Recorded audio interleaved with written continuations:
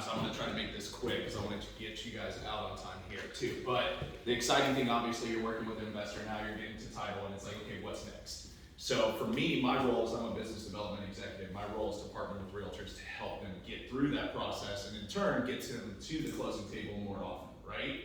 So how we do that? So we identify you first with your own processor and closer, and that person's going to work with you throughout the entire transaction. So they're your direct point of contact, but unlike Chris, my phone's always available after. So you can always reach out to me. You can always ask me any questions that you need. I will get back to you as quick as possible, help answer anything that you need.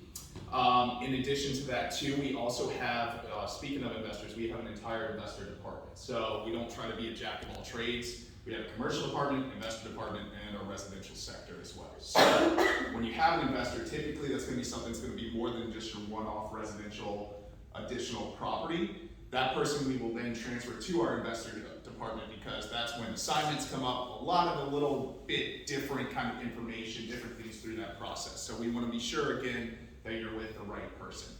And then ultimately how I help really with your investors too is that we're able to help identify off-market properties. So we do that through our owned and operated Fidelity Passport and help pulls lists for your investors. So we can do anything from distressed properties, pre-foreclosures. We can even help identify even as granular as like, hey, 3-bedroom, 2-bath, do they have X amount of equity in the house? So really identifying areas of opportunities for those investors, right, that not necessarily would be on your standard MLS, et cetera, there too.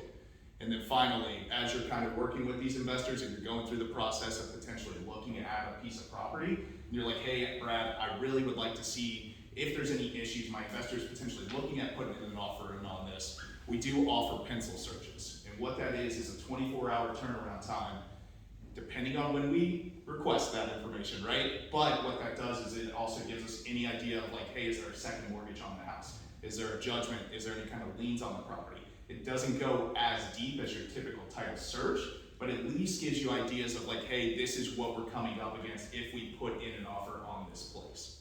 So one piece of advice that I am seeing right now too, a lot of, is that our investor clients are, what they're doing is they're actually going in under ask, and then they're having their client actually pay for title.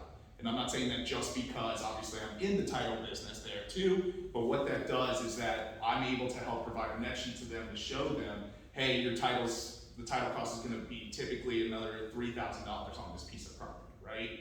Say the house is worth $350, they're coming in and say $315 and paying for title. And as that person saves them a little money up front, right, as the potential seller, and then that person's getting a little bit of a better deal on the back end there too. So it's the quick down and dirty of how we do that, but typically at the end of the day, I'm really here to just be a resource for you all. So whatever we can do to help, love to answer any questions you guys may have. And then two, we're here, if you have any questions about, like I said, our investor department, I'd be happy to put you in contact with them too. And we're here to just make sure that you guys get to the closing table and then everybody gets paid, right? That's right. Yeah. Awesome. Cool. We all want. Awesome. Yeah.